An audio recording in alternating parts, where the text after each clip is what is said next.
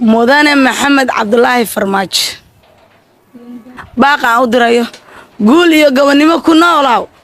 dalkana adigoo ku sugayaan leh dalkana adigoo ku sugayaan afkiisii adinkiisan ka nabadgal ima dhibaatay bajiya nabadgalyan ku gadanay jiifka nabadgalyan ku jiif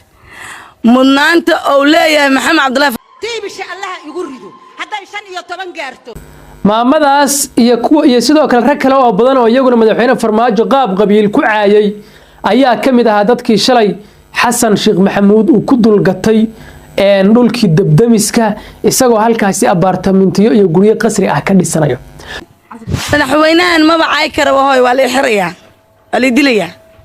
waana la xiraa oo haddaan caayo ama aan dhibaato u geysto waa la caynaya waa la xirayaa laakiin hadda maba caynahay bisoomaan wuxuu iiga nabadgelayo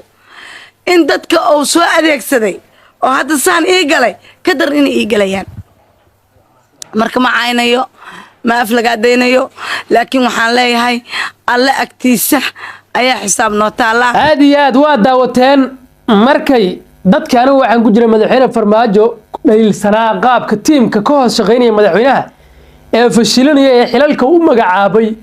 ay mataqaanaa u shaqaynayeen ayaan mucaaradsanaa balse waxaan ogaa madaxweyne farmaajo inuu shakhsi wadani ah uu yahay waan ogaa aad iyo aad tay dowladdii madaxweyne farmaajo waxay dhistay ciidamo qaran oo aan qabiil lahayn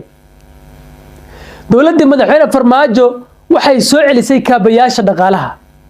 wadooyinka afgooya iyo muqdisho isku xiran 30 sano kadib dayactir ayaa lagu sameeyay dowladda madaxweyne farmaajo waxay dhistay burburkii iyo jingadii laga diirtay goobihii caalamiga ahaa sidoo kale ayadoona dadna barakicin ayay dadka inta guryo siisay ayay markaas guryahaas u rartay dhulkiina kala wareegtay